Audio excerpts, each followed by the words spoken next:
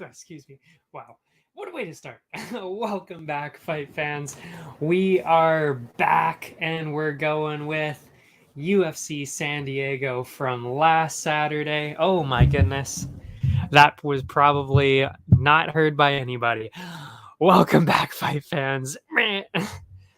We're back talking about UFC San Diego on Saturday. I can't believe I did that. UFC San Diego last Saturday.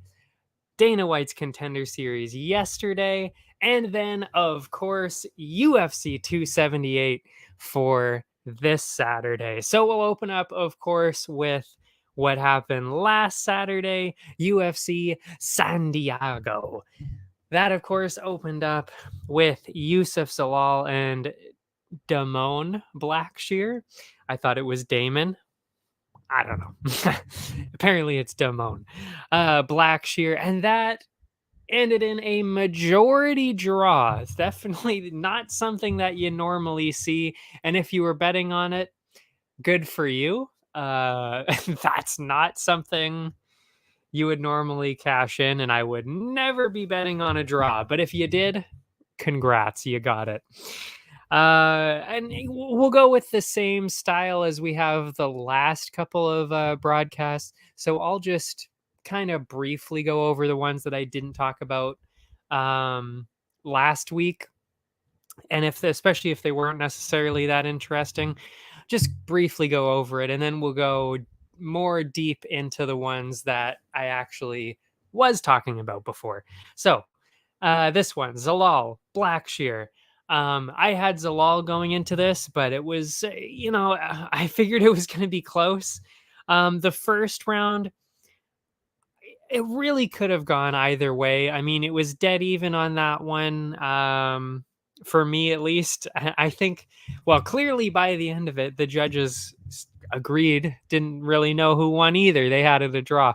I had it Zalal the first round, but I could have seen it Blackshear. The second round, I thought Blackshear clearly won that one. So I had it tied 1-1 at this point. But, 2-0 for Blackshear could have made sense at that point. Could have gone either way there. But the third round, I mean, obviously went to Zalal. He just destroyed him. And personally, I had it actually as a 10-8 that round. I don't really give them out that often, but it was to the point where it was, like, okay. Oh, yeah. What was it? Oh, yeah, the ground and pound. The ground and pound. He really worked hard for that finish at the end of the round there. Yeah, could have been a 10-8. That's how I had it. And two of those judges clearly did end up agreeing because they had it 28-28, as two of them did. So, which again would have made sense because if I would have scored that opening round for Blackshear, I would have also had it 28-28. So I had it 29-27, but like I said, I could have seen it going either way. So 28-28 makes a lot of sense to me. And then one of the judges did have it 29-28. And I actually didn't write it down, but I'm pretty sure that 29-28 went in favor of Zalal, I think, or did it go with Blackshear? I think it might have actually gone with Blackshear. I can't remember though. I should have written that down. I did not write that down, but yeah, it ended up in a draw either way. So makes sense. I mean, it was a close one. I couldn't really tell who was winning the entire fight anyway. So I mean, most of the people couldn't really either, except for that. Well, I guess the second and third round. But yeah, overall, dead even. Second fight, kind of what we expected.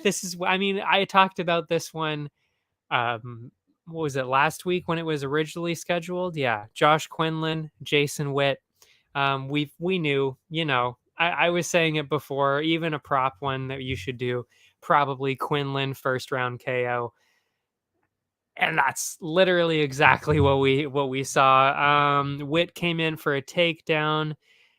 Did actually get Quinlan down, but Quinlan got back up pretty quick and then went back to the striking. And then really out of nowhere, I mean, like just lightning fast, Quinlan threw out the combo, knocked Witt out cold, fully asleep, fully unconscious, no follow-up shots even needed. First round KO. exactly what we thought was going to happen. Yeah, no surprises there. Then we had the first prelim that I talked about last time, which was Ode Osborne and Tyson Nam. I did say how close I thought this was going to be last time, but I did think that because, especially because of the extra reach, and he seemingly had a bit more skill. I was going with Osborne on this one. But again, I did say how close it was. I really thought this was going to be close, and I actually thought this might even go a couple rounds.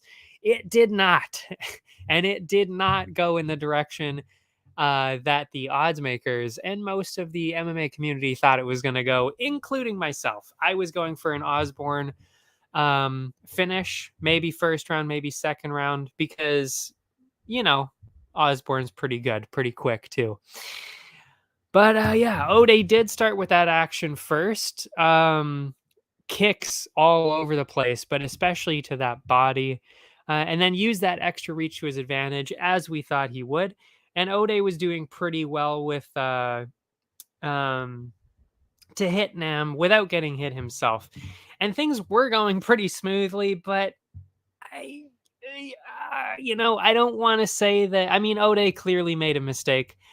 I don't know if he got reckless. It was a little bit reckless, and you just can't do that against somebody who's as tight and technical as Nam, because he went in for a flying knee. Nam dodged it pretty easily, and he saw the read from earlier. He even said it himself that, he saw the read the first time Ode threw that knee, and the second time he threw it, just moved out of the way, went with the right hook, and that was it. Knocked him out. That was smoked him for a first round finish. And you can't make those simple mistakes. And I think if Osborne was, if he were to work with that fight IQ, especially, then I'd be then you'd be looking at somebody who's easily top 10 material. But I think that's really what's letting him down right now, is that fight IQ, because he just shouldn't. There's no need to throw flying knees, especially against somebody that technical. You're probably not going to land it, and then you leave yourself open for that exact thing, especially if they're as smart and technical as Nam. So huge mistake there. I think he kind of underestimated him a little bit, and yeah, just the mistake cost him. That's all I can say. I mean, what can you say? And I do stand by what I said before, though. I really do think that both of these guys deserve to be in the top 15. And with this win, obviously Nam is going to be getting that kind of name next. He's obviously going to be getting somebody in the top 15. I mean, he knocked out Ode Osborne in the first round. I'm thinking probably somebody like Sumu Darji or Elliott, because they're both on their way down a little bit. So that would make a lot of sense to me. And I'd even actually have said Albazi, but he's actually fighting this week, who we will be talking about later, because he is a very exciting, very good guy. Very good contender here. Osborne, I actually think he deserves another shot at the top 15 anyway, but I don't think they're going to give it to him. I mean, he got knocked out in the first round. Same thing that happened to him with Kopp. He got knocked out in the first round by Manel Kopp. So we'll probably see the exact same thing for Ode in the next one, which would be, somebody that's looking good on their way up in the division. That's probably what we're going to see next. Who that is, I have no idea. Excuse me. But yeah, I mean, there's so many flyweights, though. There's so many flyweights on their way back up there. Could be anybody. Because and you know what? He's going to make it exciting no matter what, obviously. He's an exciting guy. So we'll see what happens with him. I don't know. But again, first round knockout, mostly just a huge, huge tactical mistake, really. That's what got him there. Because if he wouldn't have gotten caught by that, I'm not saying that he would have destroyed Nam. I really don't think that's what was going to happen. But I do think it would have been a very entertaining, very close fight. that would have probably gone on 2 or 3 rounds, and then maybe, probably at that point, one of them would have gotten the knockout anyway. But still, I mean, it definitely would have lasted longer, and it would have been more entertaining that way. Not that it wasn't entertaining the way it was. Then we had Gabriel Benitez, Charlie Ontiveros. I'm not going to lie. I actually really thought Ontiveros had a pretty good chance here. And you know what? He was actually doing pretty well, doing exactly what I thought he was going to do, which is be a lunatic and throw all of his power around, which is a lot of power. So it was actually looking pretty good for him, but Benitez weathered that storm, and he got through it, got a quick combo, slammed him into the ground, and then it was just the ground and pound until he stopped it. So, not really a huge surprise there. Again, I thought maybe Ontiveros was going to be slightly better, especially, with the power. I feel like if he would have used the power more and been slightly more reined in, maybe he would have done better. But yeah, that's a fair win by Benitez there. I mean, he is a pretty technical guy. But that being said, I don't know if he really fully belongs at 155 though, because he's still definitely small. But he, of course, did beat Ontiveros, who was at 170. So, he can still handle it. Just definitely not anybody that's even close to the top 15, because they're just going to be way too big for him. Anyway, after that, we had Nina Nunes, Cynthia Calvillo. Wow, this one was a surprise. Really was. I genuinely thought that Calvillo was going to get a finish here. I really did. I mean, she looked so much better than Nina Nunes. And Nina Nunes has been off for 3 years, had a kid. Was it straw weight? So, I mean, just all the things going in the opposite direction, way towards Calvillo here. Really thought we were going to see a finish, or at least a dominant decision there. And I don't know what I don't know what was going on. I mean, we'll go through the fight here and dissect it a little bit more, but this was one that definitely surprised me, and it wasn't the first one or the last one of the night that surprised me quite a bit. The fight was pretty slow to start, minimal offense from both sides there, but the first move did come from Calvillo. She went in for a takedown, and that's what we thought she was going to be doing the entire time, was a lot of takedowns and grappling. Nunes did get up pretty quick, though, and moved back to the striking. But after some more kind of slow back and forth striking there, mostly small kicks being thrown from both sides, Calvillo went for another takedown and was shot down once again, which again was actually fairly surprising, really. And I guess that's kind of why she didn't really go back to it, but too much. But still, I mean, especially as you wear your opponent down throughout the fight, not a bad idea to keep going back to the grappling. But anyway, minimal action from both sides, really, because that was really the extent of the first round. That was pretty much it. That's really all that happened. Impossible to tell. Really, completely impossible to tell who was going to win that on the cards. I didn't even write down a winner because I legitimately had no idea who was going to win that one. The second round, exact same way to open. Steady supply of light leg kicks from both sides. Again, impossible. Finally, after a round and a half, sorry, I was rereading the first one by accident, but yeah, a lot of leg kicks.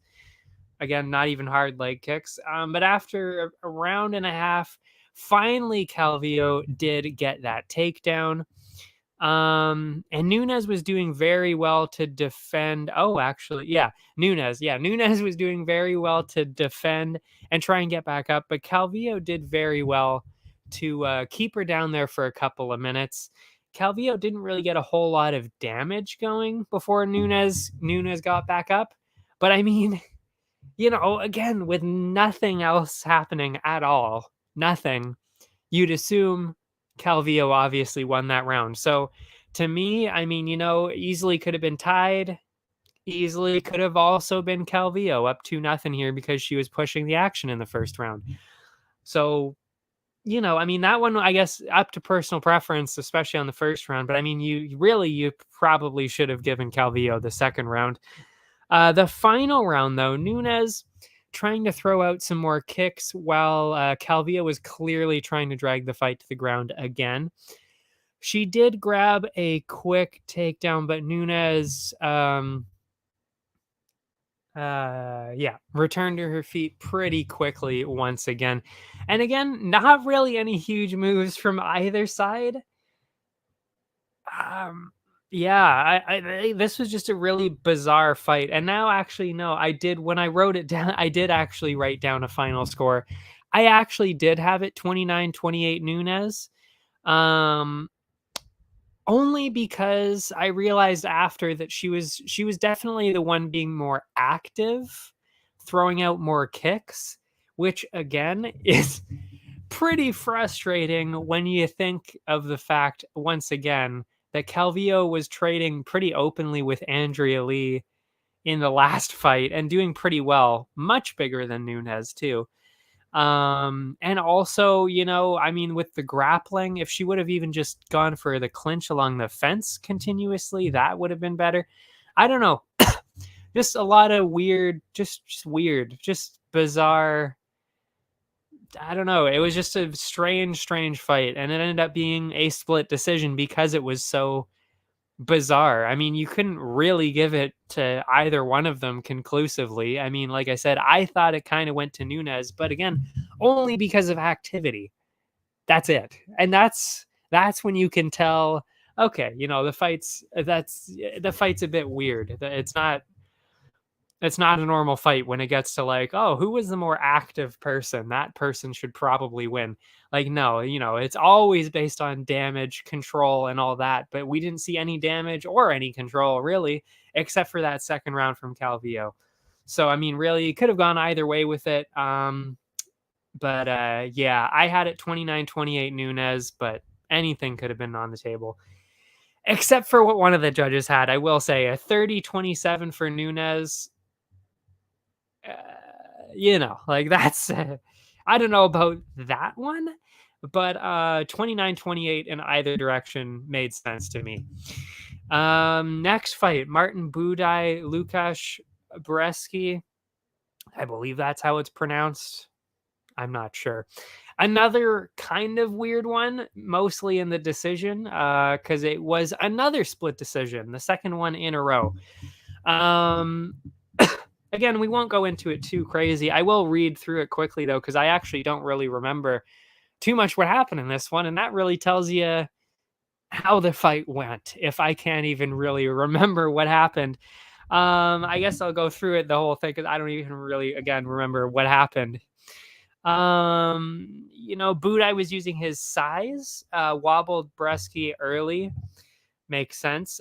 Problem for Budaj, though, Brzeski's speed, because from what I remember, Brzeski was about 240, 230 something pounds maybe, and Budaj, of course, regularly comes in at around 260, 265, somewhere around there. So Budaj, of course, using his size there, but of course slowing down his offense there, which let Brzeski get a lot of his offense off. That now I kind of remember. Now it's starting to click.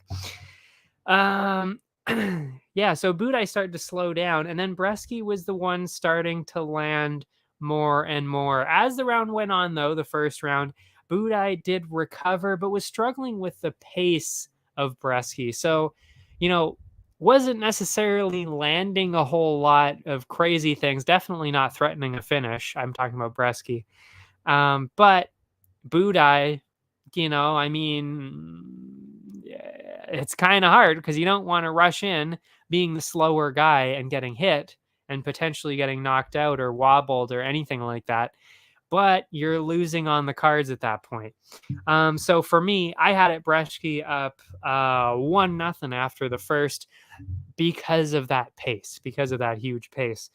And Brzeski kept that going into the second round, hit Budaj with some quick shots. But Budaj wasn't really fazed by any of the shots coming at him. But, you know, he had fairly little offense really coming from him. So, I mean, it was tough to see what was happening or what was going to be happening on the scorecards. That being said, because whenever Budai was landing, it was definitely significant. Like, that was way more significant. So it's kind of like, what are we favoring here? Are we favoring the higher output, or are we going with power on this one? And again, you could have gone either way. I was really leaning towards Bresci on this one because of that overwhelming pace. He was just landing a lot more. And then once again, I thought because of all that pace, the second round I thought also went to Bresci. So I thought he was up 2-0, and I gotta say, I picked Budai. I picked Budai because I thought the size, and considering it was Bresci's debut too, based on what I saw, I thought Budai was going to be, especially leaning into him a lot along the fence and all that. So all of that, I thought he was going to be clinching a lot. I thought he was going to be clinching like that for most of the time and winning a decision like that. But yeah, I had Bresci up 2-0 there, and the final round continued the exact same way. With a lot more output from Bresci, occasional large combo from Budai. But yeah, to me, I thought it was a pretty clear win for Bresci. I really did. I mean, maybe 29-28. Because of the last round, I remember thinking, okay, Budai won that last round, but it was the other two rounds, I thought, especially because of all that output. I mean, I really, really thought that Bresci was going to win that. But yeah, the judges were split. One of them did have it 29-28 for Bresci, but the other two had it for Budai. I don't know. It was a weird one. And to be honest, I thought it was a pretty bad decision. I even quote here, that was horrifyingly bad from the judges, is what I wrote. Direct quote from the article on Sunday, because I just thought, I mean, what are you looking at? Like, he didn't even damage Bresci a whole lot, so why would you be scoring it in that direction? Like, it just didn't make any. It still doesn't make any sense. I mean, Bresci had a lot more output, like to the point where it really wasn't even that close on the output, and Budai never really landed anything all that significant. So, like, I don't know. That one was weird. That one was a really weird one. But again, hey, that was my pick, so I can't complain too much because they went with my pick. But again, you will end up being on the wrong side of it. And I mean, I was on the wrong side of it with Calvillo and Nunes. So, like, you want to see the right person win, even if it doesn't favor you. I've said that over and over again. Yeah, so that one was bad. That one was bad. I don't know what to say other than that was just bad. The next one I wanted to talk about from last time, actually, that we mentioned, was Angela Hill and Lupi Godinez. And wow, what a surprise on this one. I gotta say, this was another one that genuinely shocked me, where I was like, I could not have possibly seen this one coming. Like, there's no way I could have seen this one coming at all. Yeah, like, we'll go through it. I mean, Lupi, oh yeah, going into it, of course, why was everybody so surprised? I mean, Lupi, huge favorite. I think she ended up being -300 something, but that was because of the grappling. She's a fantastic grappler, very young, on her way up. Relentless offense constantly, and Hill has been struggling with grapplers. She's been getting dominated by grapplers. So, it seemed like a no-brainer. It's like, okay, well, Godinez is obviously just going to end up taking her down and controlling her there and dominating her there the entire time. But that's not what happened. That is not what happened here at all. That's what she tried to do. Lupi tried to make an early statement, smoked Hill with some huge combos. So already it looked like, okay, well, this is clearly going in Loopy's direction here. And Hill was already struggling to get some offense going a couple minutes in. Interestingly, though, as the round went on, Godinez really started to slow down, and that let Hill get some pretty decent combos.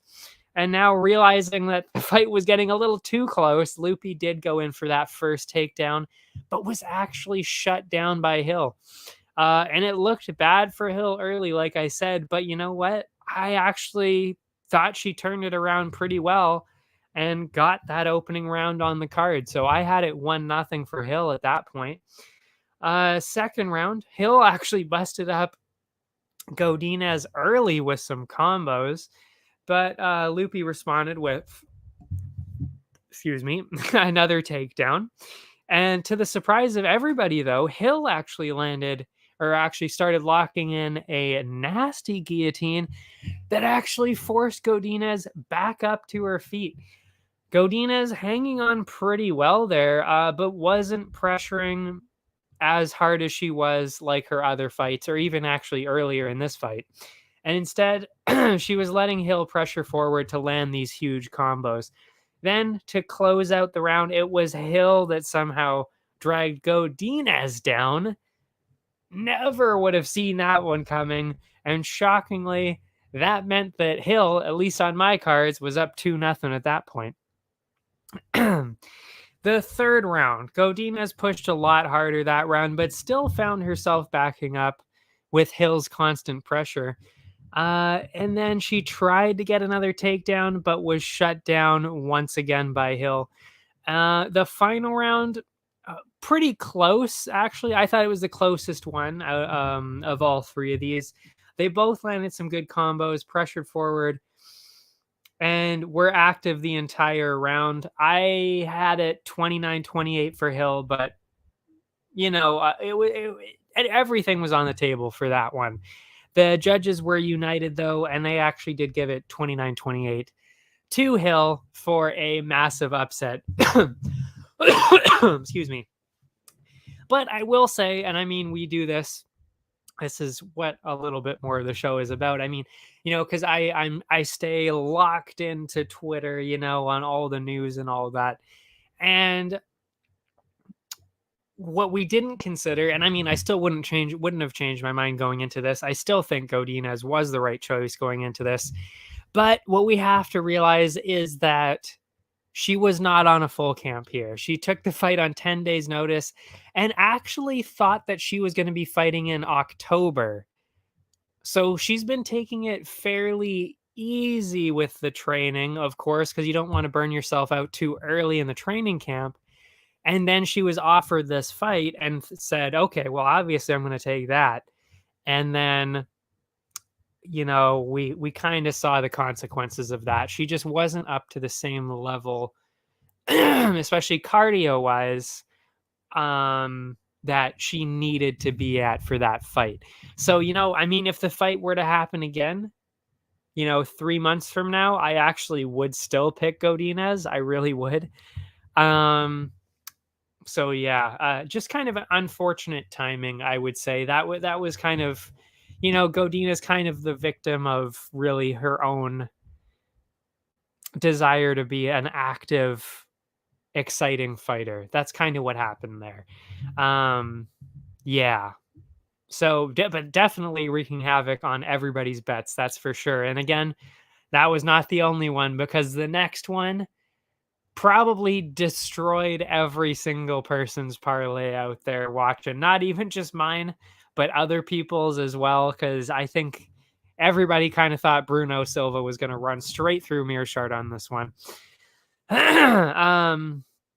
So yeah, anyway, though, I will say, though, very impressed by Hill. I actually thought she looked very good in that, even though, of course, Godinez wasn't up to her normal standard. Still, Hill looked very, very good. So, I mean, you can't take the win away from her, obviously. And I even actually ended up giving her my BLÜ bonus for the most valuable fighter of the night. I mean, you earned it. You earned it for that, for sure. For sure, for sure. Excuse me. Wow, I wasn't coughing all day today. Now I am. Third fight. What am I talking about? 8th fight, the first one of the main card. So we were talking about this, of course, last time, and I actually just talked about it. Meerschaert, Silva. I mean, like everybody, I had Silva on this one, and I thought he was going to get a first round knockout. I mean, seriously, like Silva he almost knocked out Alex Pereira, who is going to be fighting for the title in a few months. So I think that's a pretty clear choice, considering Meerschaert already has regularly struggled with strikers. So I mean, I think like everybody else, I thought that was a pretty obvious pick. So I was going Silva by finish. But wow, were we all in for a surprise.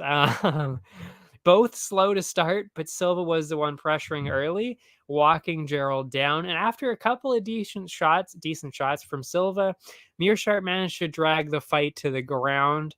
And I mean, that's kind of where we thought that Gerald would thrive there. Landed some ground and pound that almost had Silva finished, actually.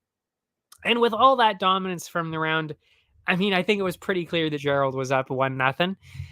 Silva came in a lot harder the second round, but was pretty wild with his strikes, missing Gerald by a mile, honestly, in most of the cases. And maybe that's what ended up being the problem.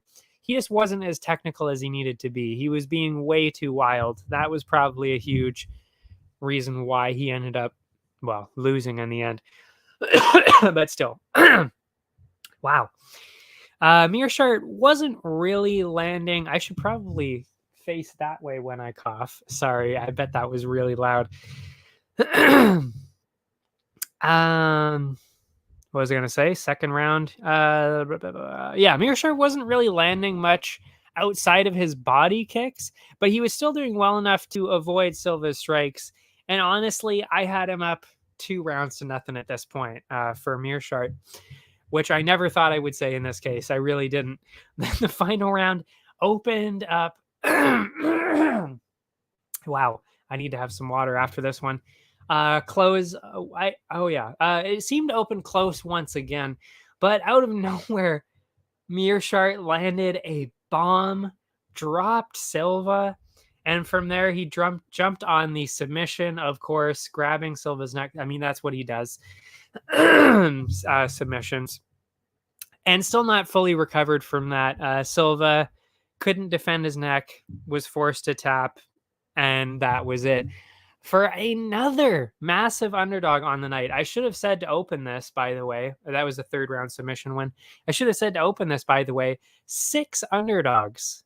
There were only 13 fights, and 6 underdogs won. Unreal. I have literally never seen that happen. Especially not, they weren't even the close underdogs that won. It wasn't the minus or plus, plus 110, plus 120 people that won. It was the plus 200 and something people that won. That's who ended up winning. So I mean, just wildly improbable results this past week. Insane. One that I actually saw coming, though, and this was an underdog, was Ariane Lipski and Priscila Cachoeira. I said going up to it, I said it so much. I talked about it for, I think, probably 10, 15 straight minutes last week. I really did, actually, which is probably too long. But, I had Cachoeira. I had Cachoeira by finish. I saw it coming. Like I said, I said last week, I mean, the fight was canceled last week because that's where it came from. This was the original matchup, just like Quinlan and Witt was actually for last week. But this one was rescheduled because Lipski missed weight and was so unwell from the whole situation that she wasn't even medically cleared. And then she had to fight again a week later. Like she didn't have to cut down. And by the way, I actually thought this was going to be at 130 pounds at catch weight, but they actually even made this at 135. But still, that still meant that Lipski had to cut down to make, 135. Not a crazy cut, but again, after that horrible experience last week, it's hard to get the weight cut going again with less than a week to go. And then she also has to perform against somebody who is also pretty big and who starts very hard. So I thought, Cachoeira was going to rush in like she always does, and Lipski was not going to be able to keep up with it because of that horrendous weight cut experience. And that Cachoeira was going to get a finish. And that is literally exactly what we saw. Just as the action was heating up from both ladies, they both were throwing bombs to open. I mean, they went insane. But I mean, why would you do that against Cachoeira? If you're Lipski, that's a terrible idea. You have the better fight, the better opportunity on the ground. Maybe don't go in a firefight with somebody who has already knocked quite a few people out. So terrible mistake there. And exactly like I said, it was going to happen. Lipski got caught with the bigger shots, dropped immediately, and just over a minute into the fight, and it was already done. So, I mean, no surprises there for me.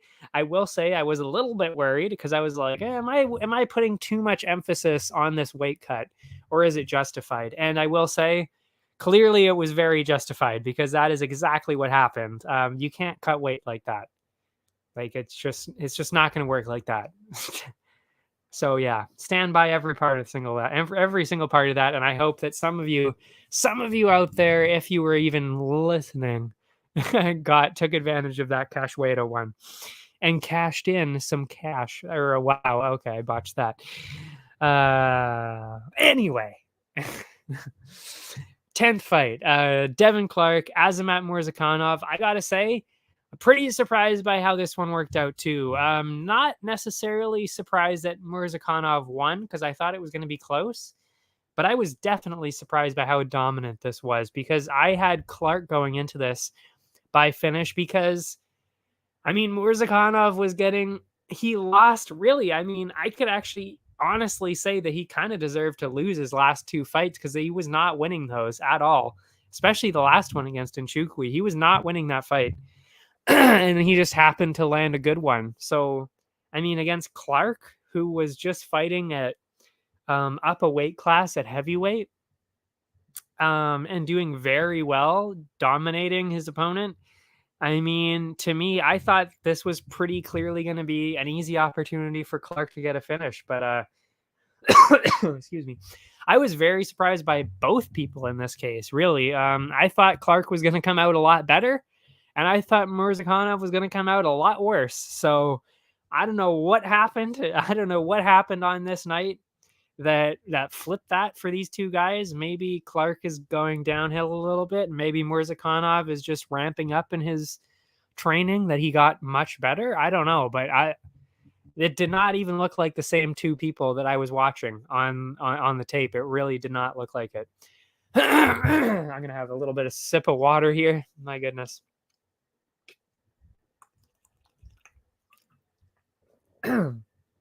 There we go. So let's get into it. Goddamn. Both guys were pretty careful, waiting each other out, but Murzakanov was the one pressuring forward early. With that pressure, Murzakanov landed a couple of big ones, stumbled Clark a bit, again, already a little bit surprised at that point. But it wasn't it wasn't looking like anything that was going to end the fight, but it was enough to grab the momentum and win the round on the cards in the first round there. So, a little bit of a struggle the first round. Clark came in a lot harder the second round, pushed pretty early with an early bomb. But from there, though, Azamat landed a massive combo that had Clark stumbling backwards, and it seemed as though he was going to grab a finish, but he actually, for some reason, let Clark recover in a clinch. I mean, he actually easily could have gotten a TKO in the second round there, but he let him recover there. Weird choice. And then after some hard work in the clinch there, they separated, and Murzakanov landed another bomb and found himself on top of Clark on the ground. So clear second round win there too. And then the final round, Clark came in really hard, knowing he needed a finish. But he was shut down with a huge shot to the body. And from there, it was just a matter of Azamat landing some ground and pound until the ref called it off, and keeping his undefeated record intact there. So yeah, I gotta say, I mean, maybe I should have gone with Azamat on that one, but I it looked like, I mean, seriously, if you go back and watch the tape, if you question why I picked, I mean, really, actually, in general, if you ever question any of my picks, seriously, go back and watch the last 2 or 3 fights from both people, and normally you can see why I make the picks that I make. And this one, yeah, I don't think there was any evidence to suggest otherwise, that this was going to happen. I mean, it was it was a bit, I mean, I was 50-50 on it, but I definitely thought it was going to be a lot closer than that. And I thought Clark was going to do way better than that. So definitely a little surprised on that one. Yeah, the next fight though, wow. Oh, wow. I mean, this was actually my fight of the night up until what happened in the co-main. And of course, we'll talk about what happened in the co-main too. But I mean, the two Yazmins, Yazmin Jauregui and Yazmin Lucindo. Wow. I mean, I even said it last week. I said, I'm not gonna cover this one because it's, it's two women making their debuts in the UFC. Like, and that's on the main card. Like, it just didn't really make a whole lot of sense, even though they did look good in their tape. I watched them, of course. But I just didn't think they looked exciting enough to be on a main card together. I really didn't. But wow, I mean, did they prove every hater wrong? Because this, seriously, one of the best women's fights I've ever seen. And like I said, second best fight of the night for sure. The best one, obviously, after that. I mean, that's up there for one of the best fights of the year so far. So, and this one actually could be the best women's fight of the year. It really could be. But anyway, they brought the fireworks right away in their UFC debuts, throwing wild combos from both sides. Jauregui seemed to be landing better early, but then it was Lucindo that started to land the bigger shots. And as the round went on, seemed as though Lucindo was getting a bit too reckless. And that's what we kind of started to see, that Jauregui got a little bit excited to start the fight, but then realized, okay, I'm being a little too crazy. That's not really all my style. So I'm going to take it a little bit more careful. Let Lucindo, I keep forgetting if it's Lucindo or Lucinda. Lucindo, because Lucinda is a first name. But anyway, Lucindo. What was I going to say? Yeah, she was getting a little bit too reckless as the round went on, while Jauregui was waiting for her to jump in and grab a good counter. And because of that, I didn't really know how they were going to score the first round, but Jauregui did look like the more technical, patient kind of person, but still really could have gone either way because that opening round was insane. And the corner did talk some sense, I guess, into Jauregui in between the first and the second round, getting into what I basically just said, was that she was getting a little bit too reckless herself and needed to slow down a bit. So second round, that's exactly what she started to do. She slowed it down in the second round, tried to keep Lucindo at a distance and land some big shots from a distance there. This started to work well for her because she rocked Lucindo multiple times, really, and then pushed her into the fence. And after taking some time to recover, wow. I don't know why. When I start talking for long periods of time, I have a lot of difficulty in like my nasal passages. My God, it's really messing me up. It messes me up constantly. That's why I start coughing and like choking. Unreal. If anybody knows what that's about, if anybody's a doctor that's listening, please let me know why.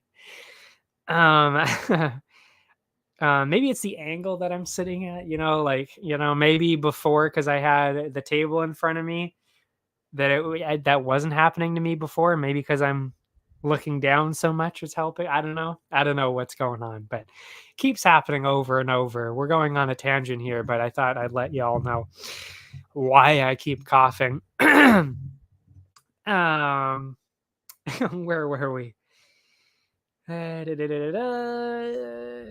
Yeah, after taking some time to recover, Lucinda was the one who started to get the bigger shots, then even stumbled Jauregui back to the canvas for a moment. And they ended up closing that round with another all-out exchange from both sides. I mean, seriously, this fight was insane to watch.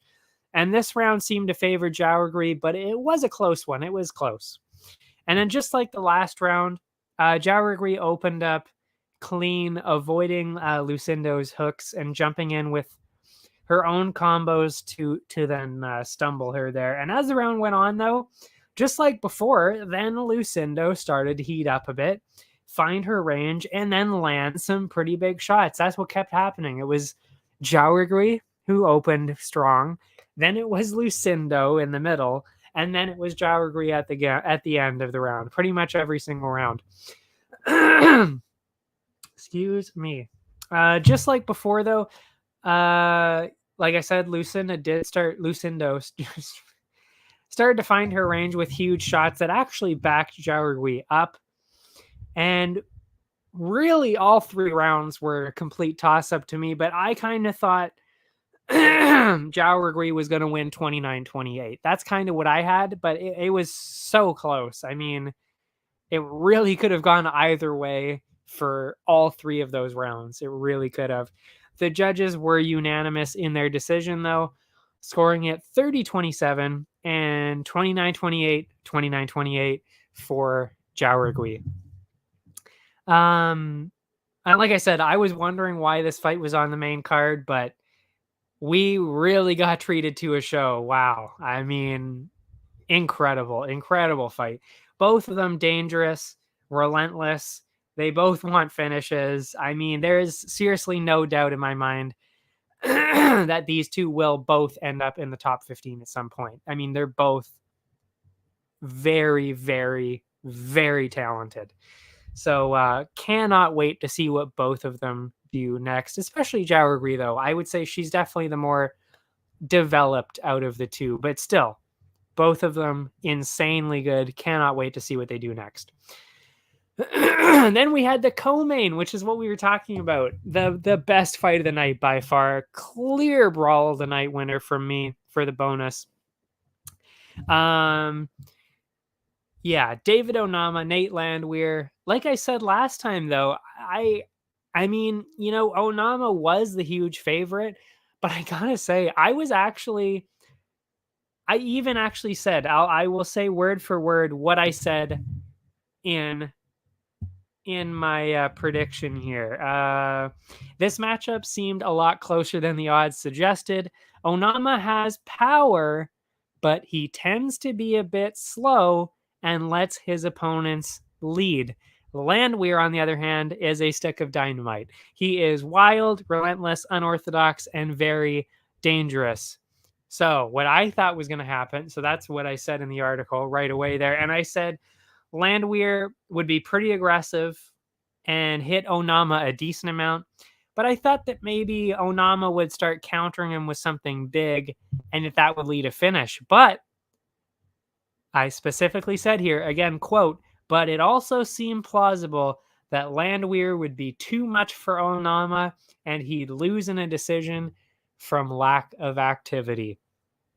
And I should have listened to that second half because that is exactly what happened, which is why I didn't put too much emphasis on this one in as a clear favorite for me, because I really thought this was a lot closer than the odds suggested. And yeah, that's exactly what happened here. But yeah, we'll talk about it a little bit. Well, we'll talk about the whole thing, of course. Landwehr took a much more patient approach this time than he usually does. He was waiting to counter Onama instead of running straight at him, which is unusual for Landwehr, but that's what he did. This fight started to heat up, though, as Onama started to land some big shots, but Landwehr was doing well to avoid the bigger strikes of the combos. Onama had the first big moment, landed a huge shot that dropped Landwehr on his back. But as we know, that does not stop Landwehr. He got back up, but was dropped hard again, flat on his back. And then miraculously, he got back up, but was dropped again. Somehow he managed to reverse positions here, finding himself on top of Onama. What a lunatic. They moved up to their feet, but it was actually Landwehr that was landing the bigger shots to close the round at this point. Because, like I said, Onama starts to slow down when you tire him out like this, when he doesn't get that finish. But still pretty obvious that Onama won the first round, even though Nate did come back in at the end of the round. I mean, you can't. I mean, it was like what, 3 knockdowns. I mean, really clear round for Onama, but Nate was making it interesting already. Second round, Landwehr kept that momentum going, started to land some big combos on Onama, smothered him with offense. And then Onama started to really wilt under that pressure. He was landing combos, walking forward, getting takedowns, locking in submissions to the point where honestly it looked like a 10-8 round, at least on my mind, for Landwehr. So I kind of thought it was actually 19-18 for Landwehr at this point. Onama came in with some good offense in the third round, but Landwehr picked up right where he left off, dismantling him with this wild offense. Kept dropping Onama to the canvas. Then he'd let him back up because he doesn't want to stay on the ground anymore. He knows that Onama is struggling on the feet. Let him back up. So that's what he kept doing. Obviously also taunting him a bit. Arms wide open. Classic. Just as it looked like Landwehr was going to run away with it, Onama came back, landed a bomb, stumbled Landwehr back. He recovered and continued his pressure, but incredibly, Onama still wasn't out of it. And and Rock Landwehr stumbling him back into the fence. That clearly wasn't enough to sway the judges or me on the cards. But I mean, Onama made it very interesting that last round, to the point where one of the judges, for some reason, actually gave it to him. But in my mind, though, I thought it was a pretty clear 29-27. And that's what one of the judges scored it that way. One of the judges had it 29-27. One of them had it 29-26, which I think is a bit ridiculous too. And one of them had it 28-28, which again is also kind of ridiculous. So yeah, bizarre scorecards there. But we saw Nate Landwehr get a majority decision out of that. Should have been very clearly unanimous, but what are you going to do? At least he won. So yeah, I mean, I think that obviously that was shocking to most people. I wasn't, again, like I said, I feel like I should have listened to myself on that one, because I even wrote it down in the article that I thought, okay, if Onama doesn't get a finish, he's going to lose here. And Landwehr doesn't get finished like that. So, I mean, right away, that should have been, go with Landwehr. But I doubted myself and paid the price, and here we are.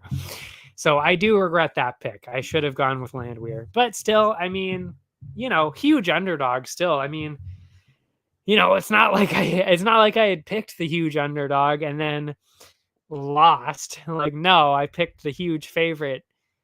Maybe even because he was the favorite, and then lost because of it. And I promised myself I wouldn't do that, but I got tricked again, bamboozled, and I lost. So what can you do?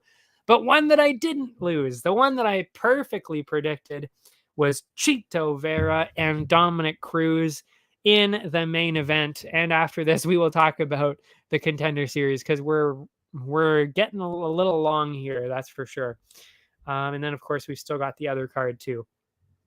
So I had Chito Vera by finish going into this, unlike a lot of people that said, oh, he's not going to get a finish, or, oh, Cruz is going to win by decision.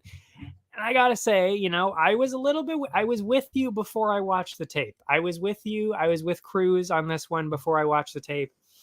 But I flipped it because after the tape, I noticed, Cruz keeps getting chopped down by leg kicks, and then he ends up getting knocked down by these guys. And you can't do that with Vera because he will finish you. The other guys that Cruz went against did not do that. They couldn't get the finish. But Vera is so good at waiting for his finish that it just seemed like, to me, I even said last week, third, fourth, or fifth round, Vera was going to get it done. And that's exactly what we saw.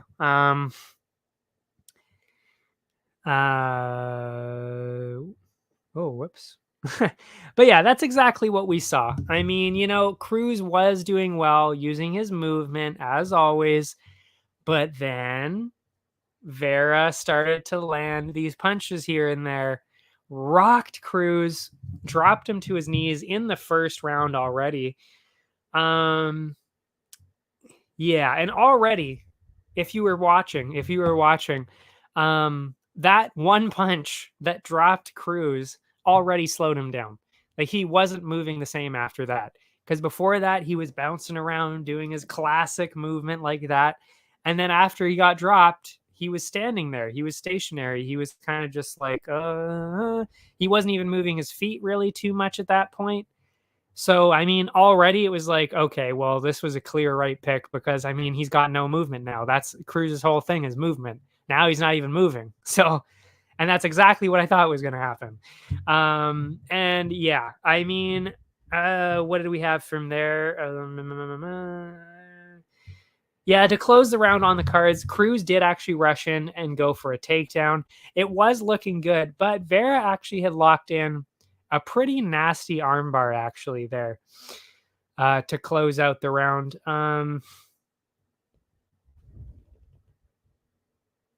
But I mean, yes, he was dropped to his knees there the first round, Cruz. But I actually, with the judges, I think the judges had it the same way.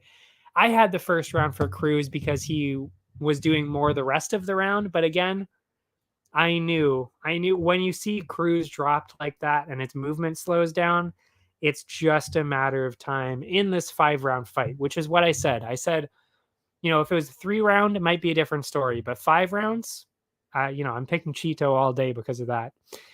And Cruz kept that going, including the movement. Actually, he brought his movement back into the second round, but Chito wasn't phased by Chito wasn't phased by that, pressured forward, and just like the opening round, Cruz was landing the majority of the strikes, clearly winning on the cards, but also not even to just add on to what we saw with the knockdown, but also Vera regularly starts out slow. That's his style. So we also knew that he was going to come in a lot harder near the end of the second round, and then the third and fourth round and fifth round if we got there.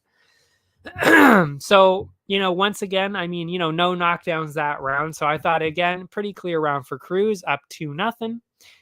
And then the third round, Cruz not slowing down at all. Landed one of the biggest combos of the night there, back Vera up. But just as Cruz was getting comfortable, Vera landed a nasty combo that dropped Cruz to the ground for the second time there. And they kept their regular pace for the rest of the round.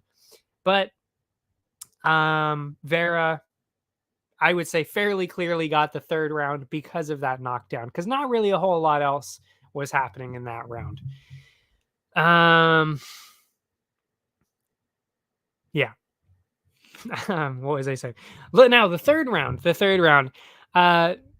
Cruz shot in for a takedown because at that point, I think he kind of realized what was starting to happen, that he's like, okay, Vera's doing really well on the feet here. He's going to probably knock me down again if I don't start grappling here.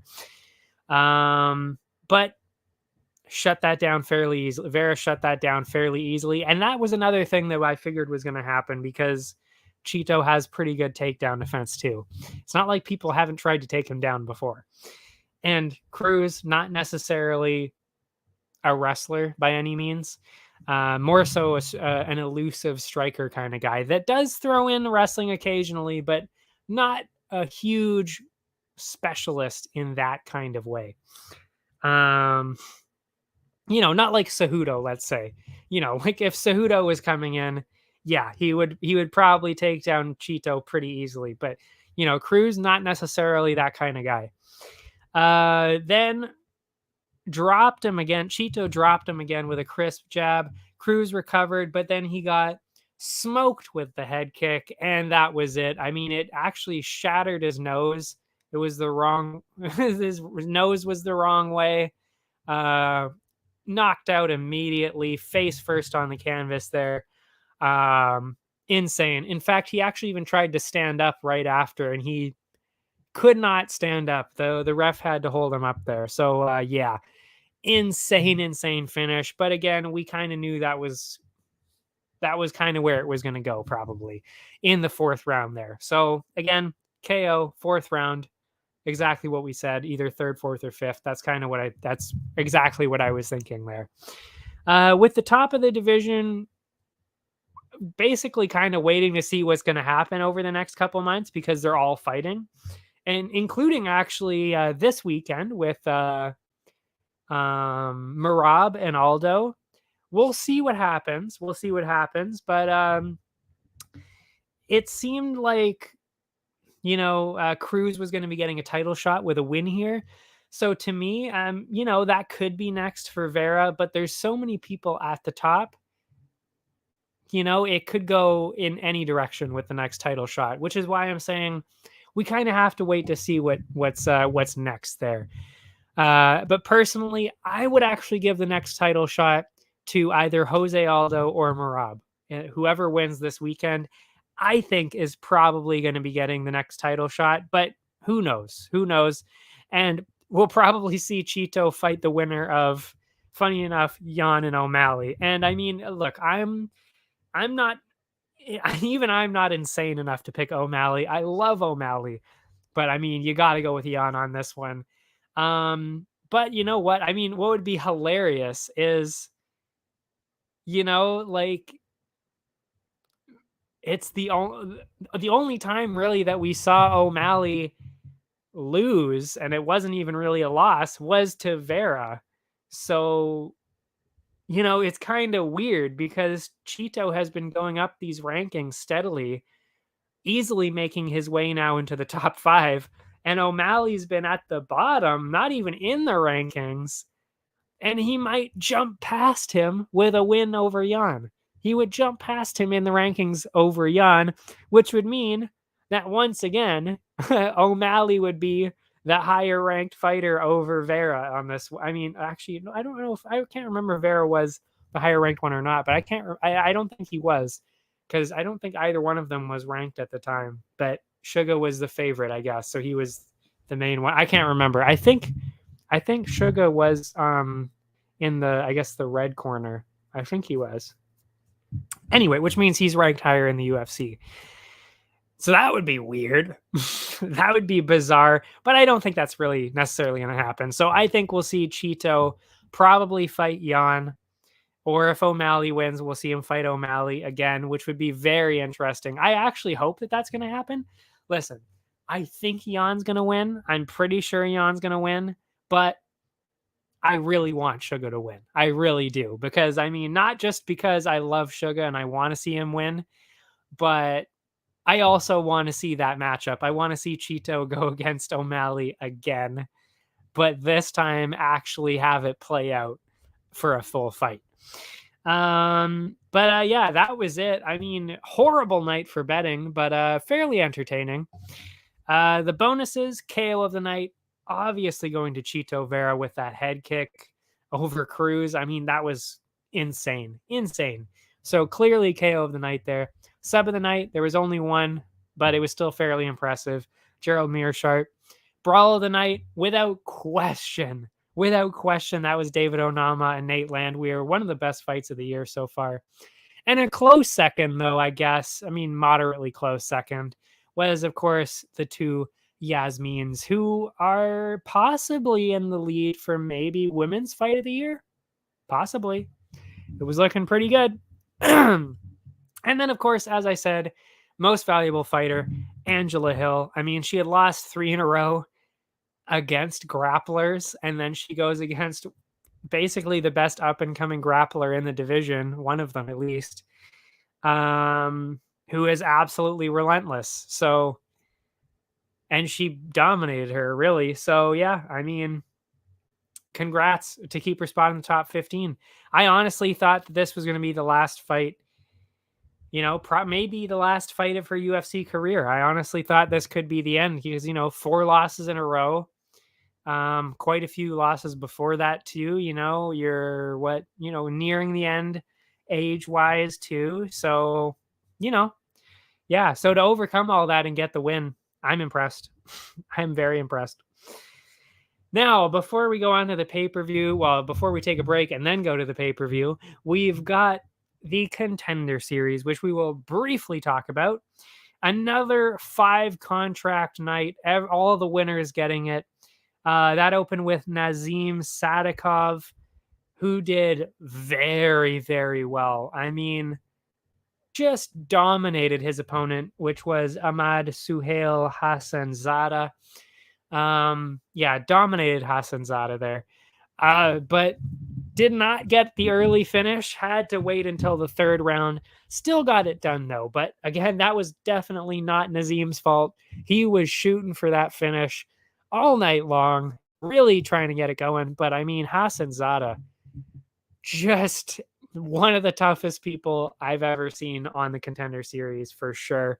Unbelievable toughness there because he got destroyed. Yeah. But yeah. And now we have the first Azerbaijani born person to be signed to the UFC. Very exciting and very good prospect. Very exciting prospect. I was really, really impressed there. Next up, we had Hailey Cowan and Claudia Leitch.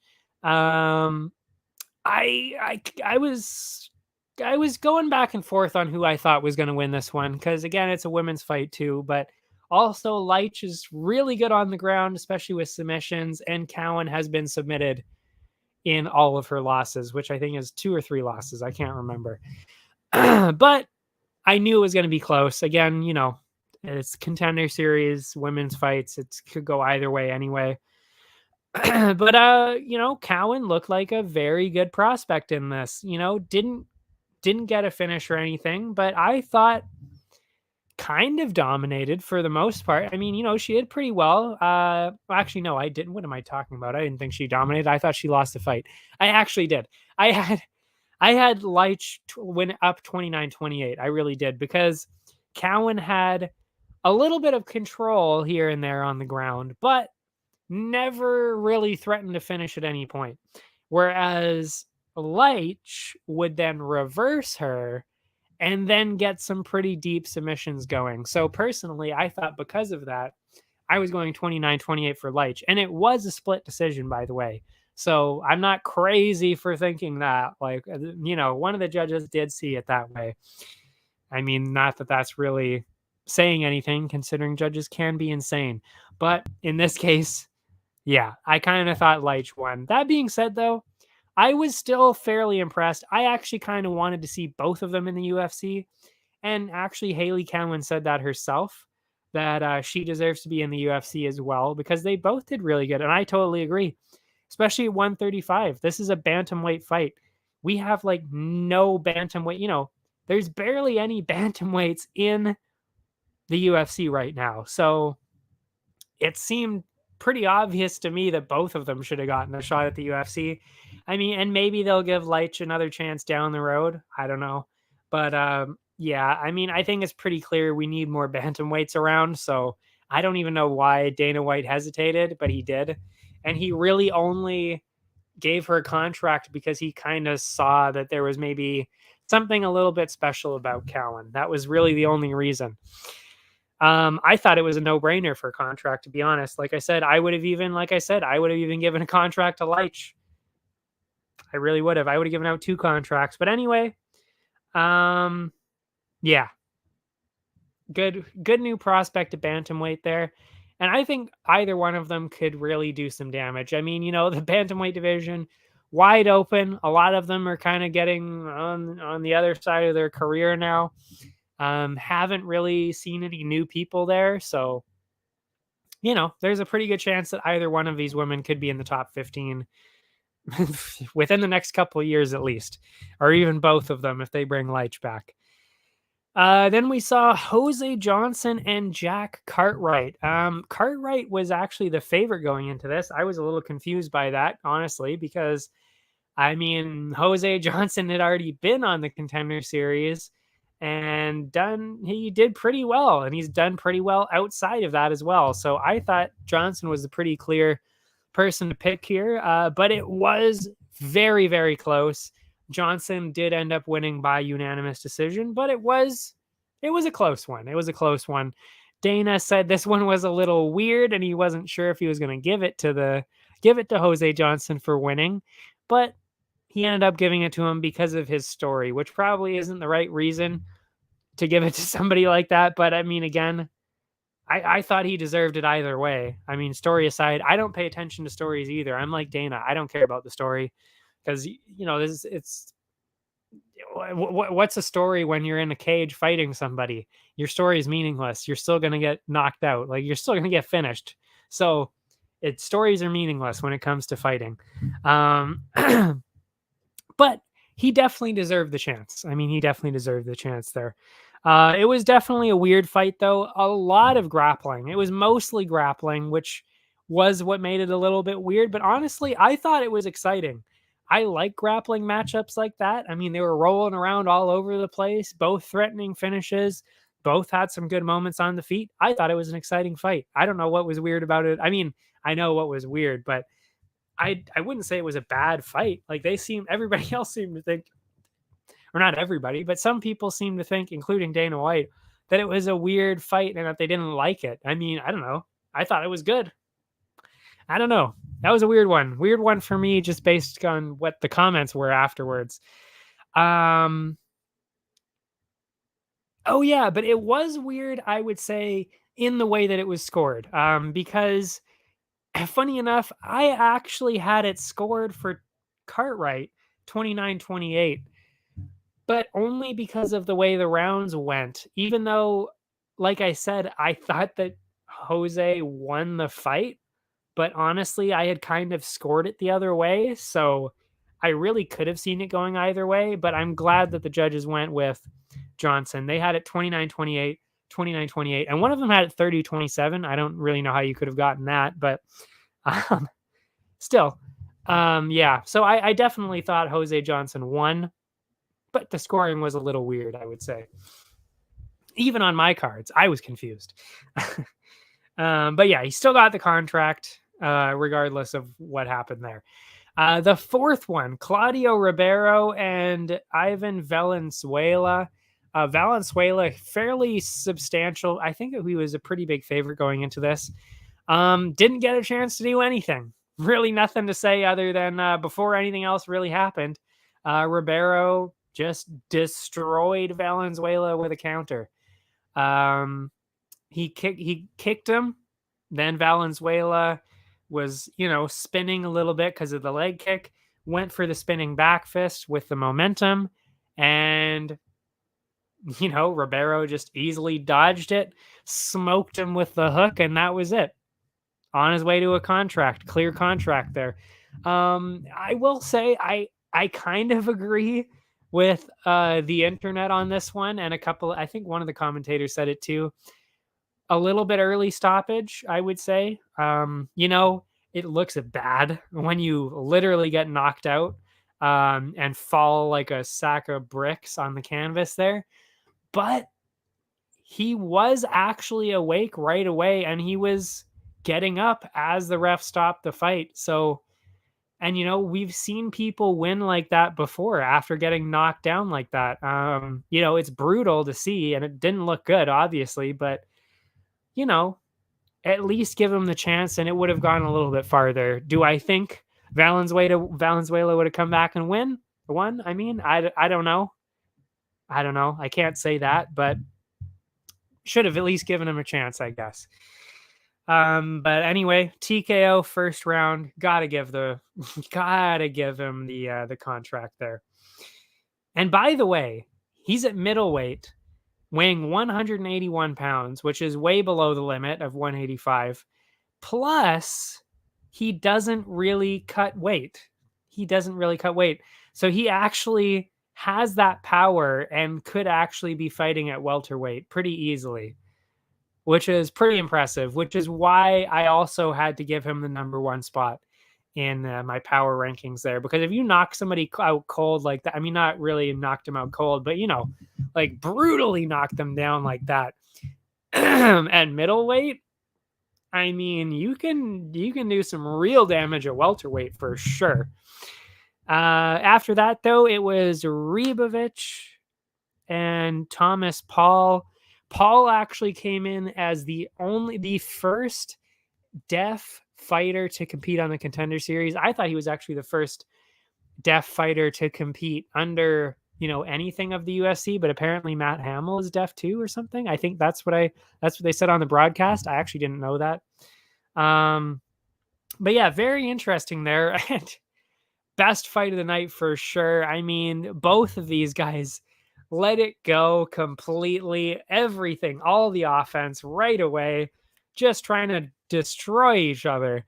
Ribovics landed first, but Paul responded with some bombs, stumbled Ribovics back a couple of times.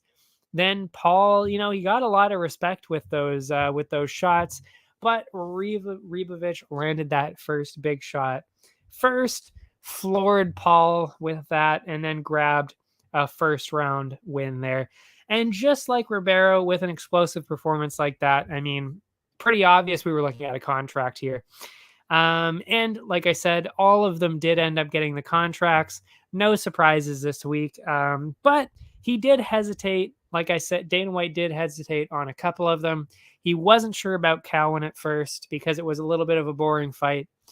I kind of disagreed. Like I said, I actually would have given a contract to both of them, but that's just me. And then he also hesitated for Jose Johnson because it was a weird fight. But personally, again, I thought he did more than enough to get it. I mean, and it was a second opportunity here. He looked pretty good, looks pretty well-rounded. I would have given him the shot anyway, but he hesitated a little bit, still ended up giving it to him, but more so because of the story he said.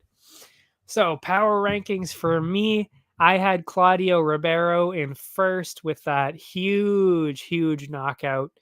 Then I had Esteban Ribovics, same reason, but of course he did get tagged a lot more, and Paul had a pretty good chance of winning that, so I knocked him down to second for that, but still very impressive. Third, Nazim Sadykhov. He got the finish in the third round, but he did look very, very talented, so I gave him the third spot. Then, of course, Jose Johnson. He looked very, very good, very well-rounded, so I had to give him the fourth spot. And then the fifth spot, I had Hailey Cowan, because honestly, didn't even really think that she won, but she does still look good enough that she should make a dent in the bantamweight division. I really do think that. And the best of the rest, I had Claudia Leitch, obviously, because again, I thought she kind of won the fight. And then Thomas Paul in that last one, because wow, was he good. I mean, seriously, either one of those guys was going to get a knockout. It could have gone either way. It just so happened that Ribovics landed that first big shot first. But yeah, easily could have been Paul. Yeah, so that was it for the Contender Series. And of course, we will take a short break before going to UFC 278. I will be back right after this.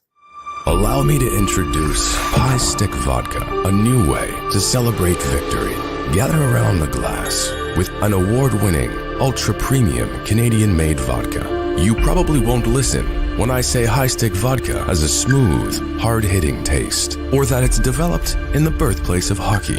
You won't listen when I say high stick vodka is a tribute to the game of hockey, or when I tell you it's distilled 4 times using Canada's purest mountain spring water to provide an authentic, remarkable flavor. But maybe you will listen when I say it comes in a f***ing hockey stick. Showcase your passion for hockey with our limited edition hand-blown hockey stick bottle. Whether you're celebrating victory or drinking to defeat, High Stick Vodka is better after every shot. Visit us at highstickvodka.com. It also comes in this regular bottle. Celebrate victory.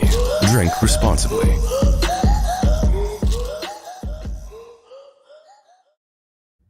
Welcome back, everybody. We're back, and we're going to be talking about, of course, the pay-per-view UFC 278, and we'll jump right into it right now. It opens up, at least so far, I mean, you know, barring any changes in lineup or whatever, we've got Tyson Pedro and Harry Hunsucker opening up the main card, which is a little bit of a strange choice considering a couple of the other people on this card, but whatever, still should be very interesting, I think, because both of these guys are very aggressive. Well, actually, no. Never mind. Forget what I just said. We'll jump right into me describing it. To me, honestly, I think we're going to see a finish on either side of this one. I really do. Pedro, what has he done recently? You know, he took a couple years off there, but he did come back. I think it was a few months ago. I didn't write it down, but he came into the UFC 4-0, had a fairly even record of 4-3. He's been finished by St. Preux, OSP, and Shogun Rua, but he did knock out Paul Craig and Ike Villanueva in his last one was Ike Villanueva. Hunsucker hasn't found success in the UFC yet. Not only that, he didn't even win on the Contender Series. So he lost on the Contender Series and then lost his next 2 fights. So not looking good for him. So clearly Pedro is going to be the favorite. I'm telling you that right now, especially in the odds. It is wildly one-sided.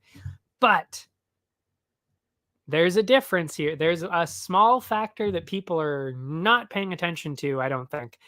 And that is that Hunsucker is, yes, he's getting destroyed. First round knockouts in all 3 of those, I think, or maybe there was a second or third round in there, but easily getting knocked out in the UFC. But that's at heavyweight. He's getting lit up by these heavyweight guys. Like, it's just too much power. This fight is at light heavyweight, and Tyson Pedro is very much a light heavyweight. He is not a heavyweight by any means. Whereas Hunsucker is a very big guy. So there's a couple wrinkles in that make this a little bit closer than people are thinking. Yes, you know, he's coming down from heavyweight. Hunsucker's coming down from heavyweight. And really his problem has been that he rushes in with his hands down and then gets knocked out, which of course is going to happen to you at heavyweight. When you, I mean, Tuivasa was one of them. I mean, you can't do that against Tuivasa. I mean, seriously. But, you know, he can do some decent damage when he runs in like that. He actually did do that. Oh, actually, yeah, it was, I want to say it was Vandera. Yeah, actually, I think that was the Contender Series one. He did a lot of damage to Vandera because he's quick and runs in there like that. But you cannot run in like that, especially not against somebody like Pedro, who is very defensive and very quick. So yes, he could land something and could very easily, maybe even get a finish here, Hunsucker. But you kind of got to go with the guy who has been doing better overall and who looked very, very good. He looked very different, Pedro, in his last fight. He was very patient, extremely patient, and very defensive. A lot of counters too, but very technical, especially with his kicks. He kicked the legs of Villanueva to the point where that is actually how he ended up getting the TKO. Ike couldn't really stand anymore and then was then finished. So, I mean, Pedro keeps Hunsucker at a distance, uses those leg kicks, and probably gets a finish. I don't know if it's the first round, maybe the second round. I don't know. But I do see a finish for Pedro, but it's definitely not as, like I said, not as obvious as people think, because Hunsucker definitely has the opportunity to get a finish of his own here, because again, he does rush in and he does catch people. So that is his chance of winning on this one. So it's a lot closer than you would think by the odds that I'm about to give. Minus 770 for Pedro.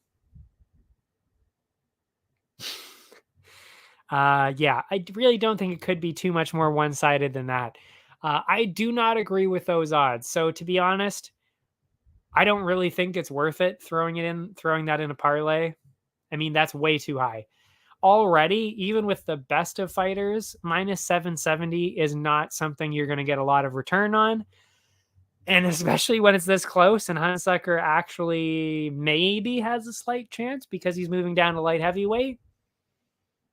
I'm definitely not putting this in a parlay. Am I confident enough to put money on the underdog, Hunsucker? I don't think so, but I will say, if you want to have some risk here, if you're okay with losing $10, $20, then maybe it actually really is not a bad idea to go with Hunsucker, because like I said, he does rush in, but he caught Vanderaa quite a bit, and he even hit Tuivasa. Quite a bit. And we all know how fast Tuivasa is. Tuivasa is a very fast guy for heavyweight. So, it's not crazy to think that Hunsucker could land something unexpected and end the night early here. So if you're okay with losing 10, 20 bucks, not out of the question to go with Hunsucker for plus 500 here, because that profit is pretty ridiculous. So, I mean, that's up to you. Would I suggest doing it? Nah, because I still think Pedro's going to win. I think that's still the obvious choice is Pedro, but those odds are so wildly one-sided that it's really not a terrible idea to go with Hunsucker at plus 500 just for a few bucks. But again, really the main thing to take from this is do not put Pedro in one of those parlays. It's just not worth it. It is not worth it. So I would actually be staying away pretty much from this this fight. Next one, Marcin Tybura and Alexander Romanov. Again, these are going to be some one-sided odds. But again, I think it's a little bit closer than people realize, because this is for sure, easily Romanov's hardest test yet. By far. Like, not even close. This is going to be his hardest fight yet. And Tybura is ranked 11th, and he's got a 5-fight win streak. He had a 5-fight win streak, I should say, before he lost to Volkov. He had beaten Spivak, Grishin, Rothwell, Hardy, and Harris. Those aren't small names. Those are some pretty significant names, especially Sergey Spivak, Rothwell, even Hardy, and then Walt Harris, but still, those are some good names. So, Romanov has not really fought that caliber of opponent yet. So again, I think these odds are a little bit one-sided. And I'm not sure I'd want to put it in a parlay, to be honest, but I'm still going with the favorite here. And I'll tell you why. Romanov doesn't really have great striking, and I think that's where this is getting a little bit iffy. His striking is not great, but he has suplexed people. That means full on, whoa, over the head like that to people that weigh over 260 pounds. And he threw Vanderaa around, who weighed 265. He was openly throwing him around the canvas and dominating him. So, I mean, there's clearly not a question of strength, especially when Tybura weighs 245 pounds normally again. So, I don't think in that kind of way it'll be a problem for Romanov. But the problem is Tybura is very hard to finish. Plus, Romanov kind of slowed down a little bit in a couple of the fights. I don't think he'll slow down this time, and I do think that he'll kind of dominate him on the ground when he gets down there. But it does get a bit iffy, because if Romanov doesn't get a finish, Tybura, he's got a chance. He's got an outside chance of winning like that. He really, really does. But that being said, the reason why I'm going with, that is actually the reason, is because, Romanov is just so wildly good at grappling that there's really not too many people in the division, if anybody, that can kind of keep up with that. Plus, I will say, he doesn't have the best stand-up, but he's got a chin. He was hit clean by Vandeira, who is 265 pounds and hits very hard. And Vandeira hit him clean, and he didn't even react. Didn't even look like he got hit, actually. So, I just don't think that Tybura has the strength, the power to get a finish, but Romanov does. He will... Well, what we think anyway, he's going to be doing, and what seems like the most likely thing is he's going to throw, he's going to get hit a couple times for sure, trying to go for that takedown, but then he's going to get the takedown, and then he's going to go for his classic ground and pound. I don't think he's going to get a submission, because Tybura is actually very good on the ground, and he's very good at defending. So I don't think Romanov is going to be able to get a submission, but I do think he's going to be able to get that classic ground and pound TKO that Romanov is actually known for. They actually do call, I don't think his nickname is King Kong, but they regularly call him King Kong because of his ground and pound. It's just a whole other level of how hard he's throwing these ground and pound shots. So I think that's how he's going to get the finish. First or second round, take him down, get that ground and pound, and it's going to be too much, and the ref is going to stop it. That's what I think is going to happen. But again, a little bit closer than people realize. Oh, yeah, and the odds. The odds, plus 320 for Tybura, minus 435 for Romanov. Clearly I'm still going with Romanov, but do I want to throw it in a parlay? I would definitely throw it in the bigger parlay that I'm going to be doing, but do I throw it in the main one? The ones that I'm really confident about? I'm not really sure. Because Tybura is a lot tougher than people are giving him credit for on this one. And Romanov, again, fairly inexperienced in terms of who he's actually been fighting. Next up, I think, this has got to be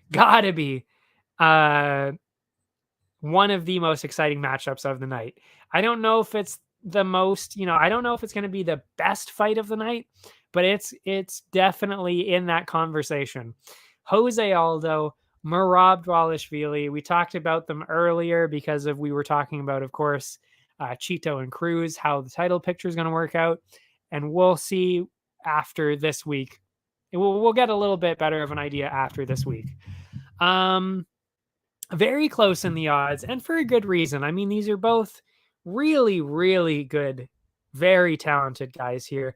Jose Aldo, what can you say? Obviously going to end up in the Hall of Fame, mostly for his featherweight performances, but has not slowed down at bantamweight. Still somebody you want to avoid. That's for sure. You never want, actually, that's not true. Just for legacy, you might want to fight Jose Aldo, but it is always going to be a very, very tough fight. And that is what this is going to be. So he lost the title shot to Jan in 2020, of course. But after that, he's won 3 in a row with a decision win over Chito. Decision wins, I should say, over Chito, Munoz, and Font. All of them decisions, but not really much of a question that he won them. He clearly won them. Chito, Pedro Munoz, Rob Font, very talented guys too. Now, trying to shut that down is Merab, and he is on a 7-fight win streak. 7-fight win streak, which is insane, but definitely not the same caliber of opponents. I mean, Jose Aldo has literally been fighting fully established ranked people for probably the last 6 or 7 years, maybe even more. That's just true. Like that's actually a cold hard fact. He really has. So I mean, you can't underestimate how important that really is. But yeah, Merab has wins in those 7 wins in a row. He's beaten Cody Stamann, John Dodson, and then he got a recent knockout over Marlon Moraes. But I mean, and Cody Stamann's good. He's good. John Dodson used to be good. And then Marlon Moraes also used to be kind of good, but he got cut.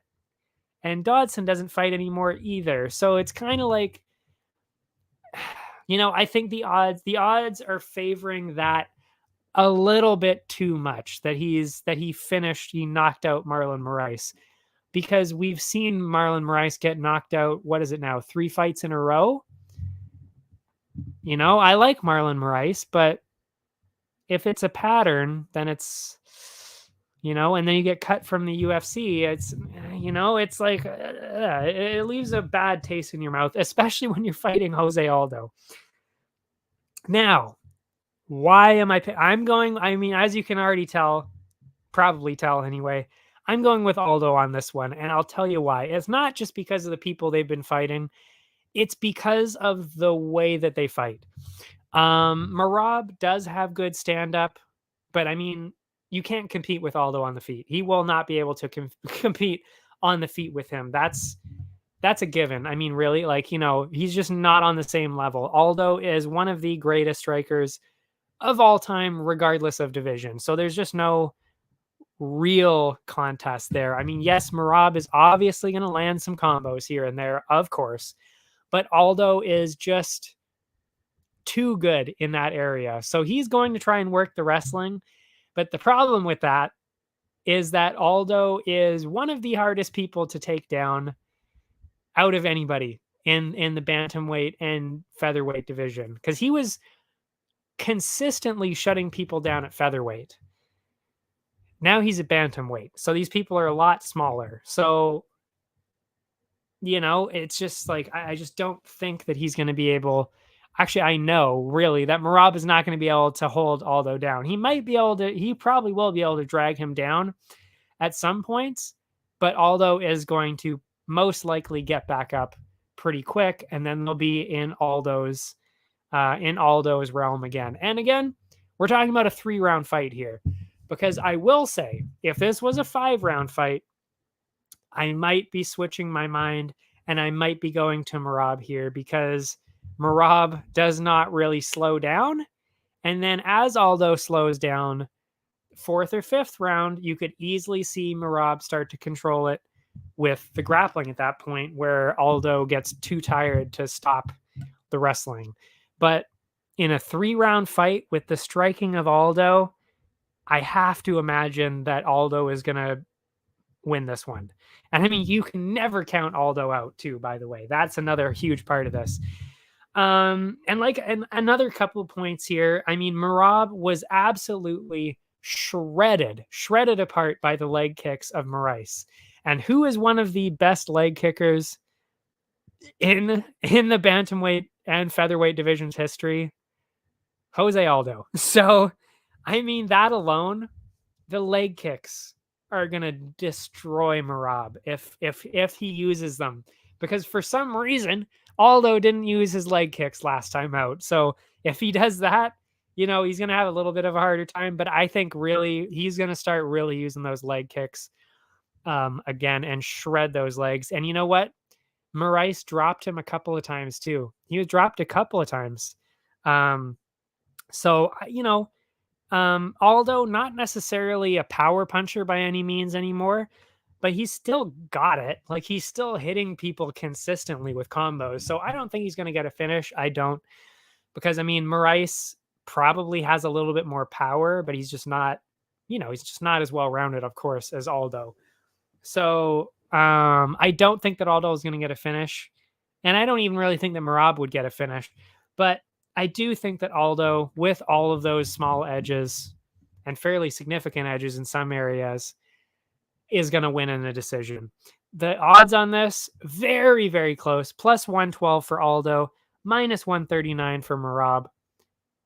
How do you pick against Aldo on this one? Seriously.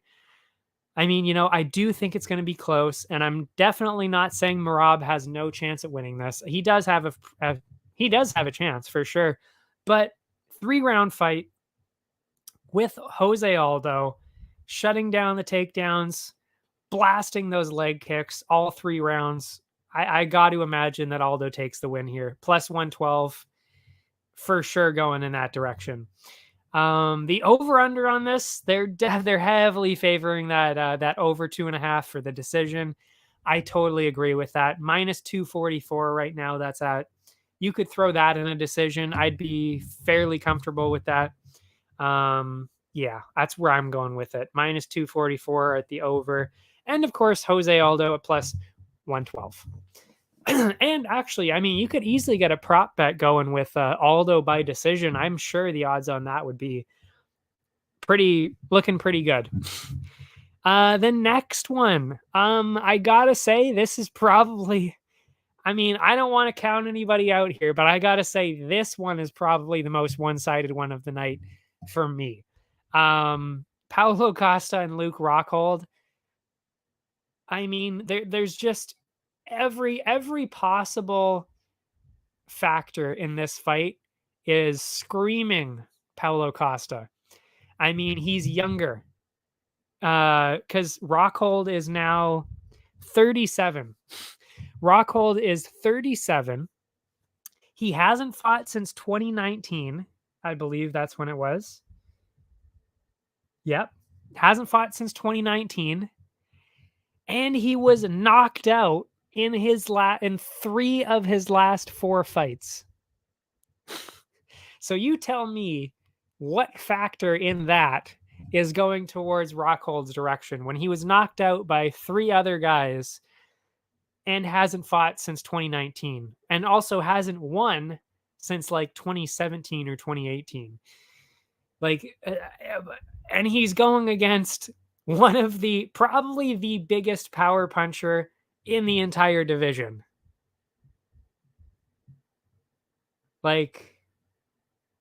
That screams first round knockout. That is absolutely yelling first round knockout into the universe here.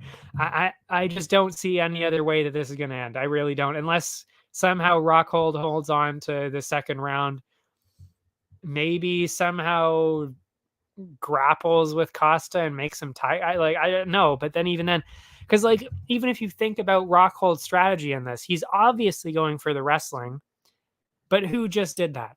Vettori literally just did that in a 5-round main event, and Costa almost knocked him out in the 3rd round and also shredded him apart in the striking for some of that. I will say some of that. Because I still think, obviously, Vettori clearly won the fight there. But, I mean, the only reason that Vettori wasn't knocked out is because he's probably the toughest person I've ever seen. And I'm not even kidding. I seriously, if you see what he went through in all of his fights, Vettori is probably one of the toughest people in the entire UFC. Actually, he is definitely one of the toughest people. He might be the toughest person in the UFC. So... And Costa, that's the only reason he got past Costa, because he dropped him a couple times there. So, I mean, if Costa can do that to Vettori, I mean, and he also shut down the wrestling of Vettori for the most part. And honestly, I think pretty clearly Vettori is a much better wrestler than Rockhold now. I mean, if we're talking about 5 years ago, maybe then Rockhold's better. But honestly, Vettori is so good right now. There's no contest. So, I mean, this is, like I said, first round knockout pretty much all day. I don't see any other way to pick this. I really don't. So minus 371 for Costa. That is clearly a parlay opportunity right there. And then Rockhold at plus 280. Get out of here, knocked out. And I honestly think this is probably Rockhold's last fight. Again, 37, hasn't won since 2018 or 2017. Knocked out 3 and 4 fights, soon to be 4 out of 5 fights. Yeah, this is probably going to be Rockhold's last fight, I would think. The over-under 1.5 rounds. Under 1.5 is at minus 108 right now. That's 100% where I'd be going with it. And over 1.5 is at minus 120. So, I mean, they're seeing it pretty close, but in terms of the over-under on that, of if he's going to get a first-round knockout or a second-round knockout, basically. But, I mean, Rockhold has been knocked out in the first round, I think. No, I didn't write down which. I know that 1 or 2 of them were in the first round. By the way, that was Romero and Blachowicz who knocked him out, and Costa beat Romero. So again, it's like there's so much. It's like there's nothing, absolutely nothing going in the Rockhold direction. So yeah, that's the way I'm going with it. Main event: Kamaru Usman, of course, Leon Edwards. Finally, we get to see this happen. Finally, Edwards gets his second title, was it even a second title shot? No, I can't remember. But he finally gets a title shot after 9 wins in a row from Leon Edwards. Very impressive. So yeah, it is close. I will say, watching the tape, it is close. Edwards does look good. He's very technically sound on the feet, especially. But I honestly just don't see how this ends any differently other than Usman winning again after watching the tape. Because before I saw the tape, I was kind of thinking, I was like, well, like Usman, he's good. He's been pretty good, but still, like he hasn't done anything too crazy. But then I realized, well, that was pretty stupid, because he actually knocked out Gilbert Burns and put Masvidal to sleep, and he's considered a wrestler. So I mean, obviously Usman has the edge on the ground, there's no doubt there. I mean, he could literally just go for takedowns and just control him on the ground for sure. Like, he's not going to submit him or anything, but he could control him there pretty easily. But now, I mean, he knocked out, like I said, he knocked out Masvidal, finished Burns the same way. I mean, not the same way. He didn't knock him out cold, but he did finish him. And Edwards on the other side, he basically lost in the 5th round to Diaz. He really did. He got caught. And the only reason that he did not get finished by Diaz is for 2 reasons. Because Diaz didn't jump on him right away and just blitz him with the finish. He would have gotten it for sure. Also, the ref was being pretty generous, I got to say. The ref, because I mean, Edwards was destroyed. I mean, he was not throwing anything back, wobbling back and forth, trying to just avoid the strikes of Diaz, to the point where it could have been stopped by some refs. Some refs would have stopped that. So, and like I said, and you know what? Like I said, if Diaz would have just jumped in, he would have won from any ref. I mean, he would have gotten the finish for sure. And that tells me, I mean, like, what did I say? There was anybody? I think there might have been somebody else that knocked him too. Maybe not. But yeah, I mean, Edwards is getting caught by these guys. Like, he's not cleanly winning on the feet. Like, he's not dominating these people onto the feet to the point that he's not getting hit. And now that Usman is so good on the feet, he's gotten to the point where it's like, you don't want to get hit. You do not want to get hit by Usman anymore.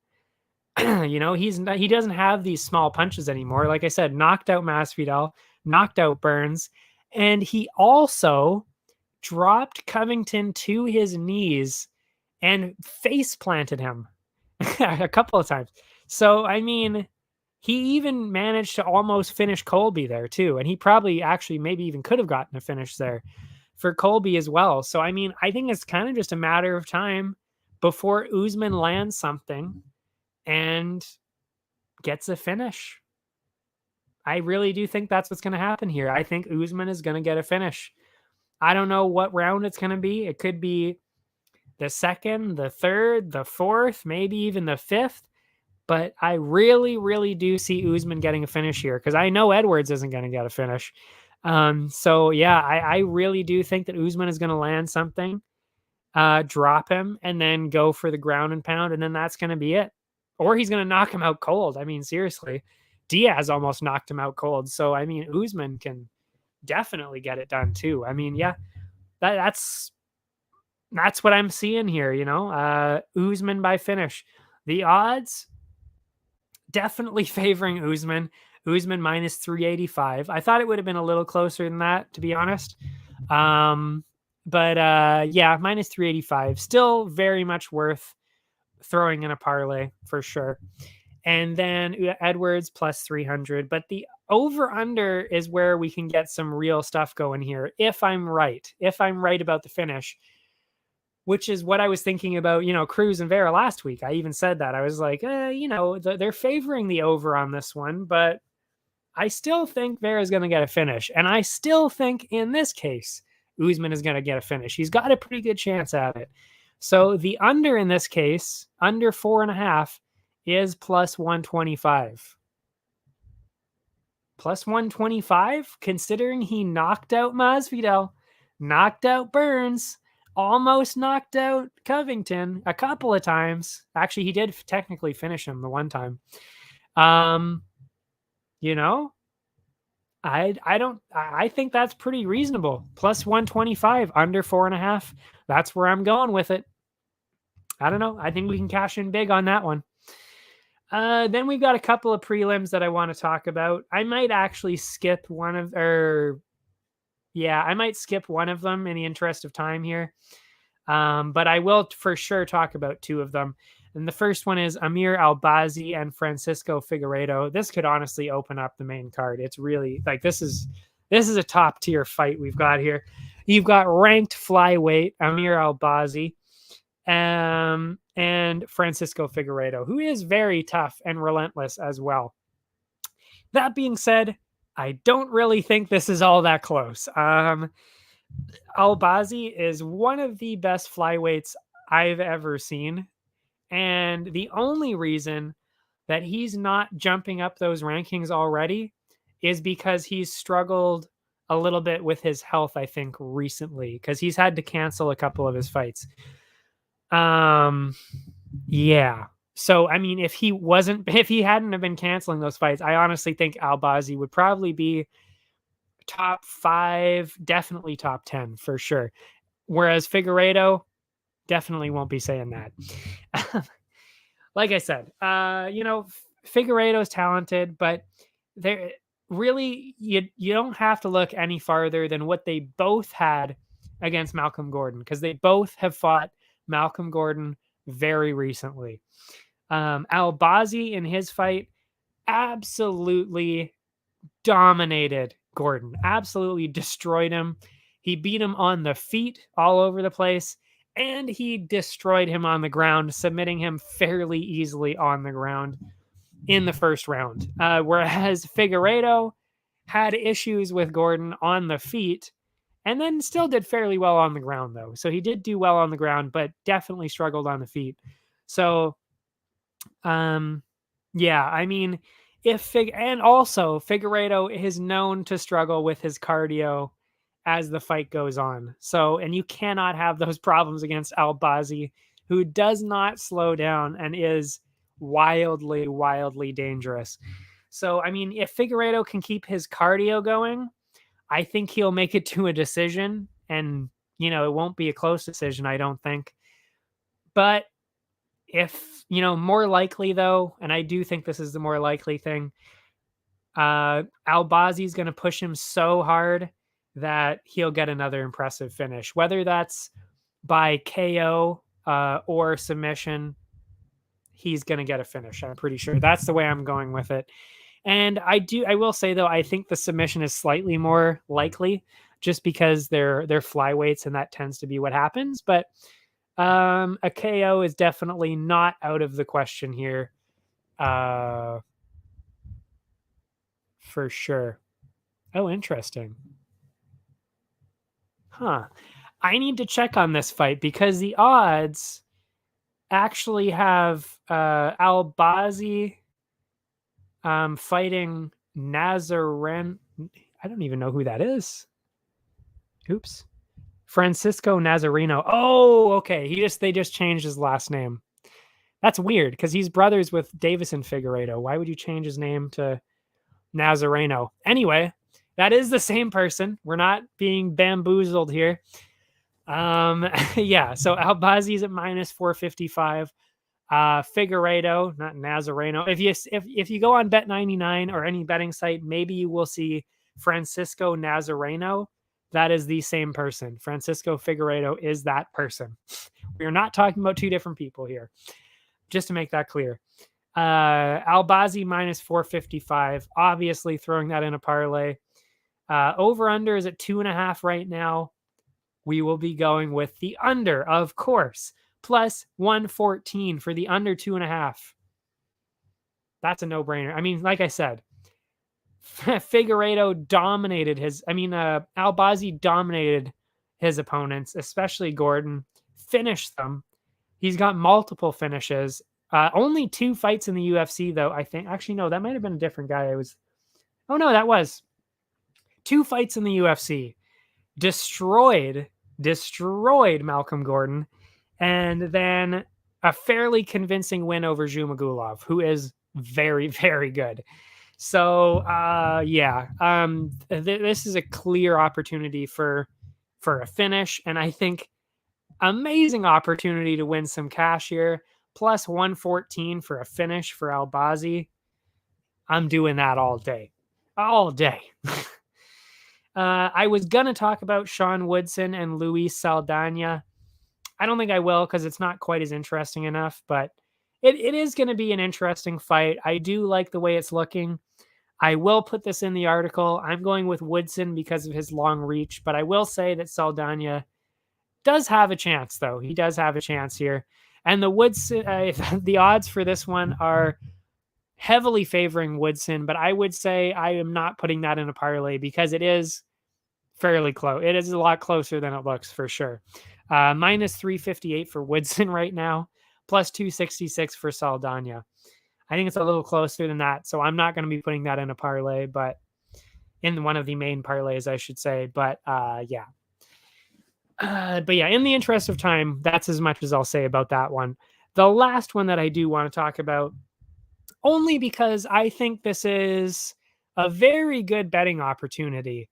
Jared Gordon and Leonardo Santos. For some reason, the odds are heavily. Let's see what the odds are here.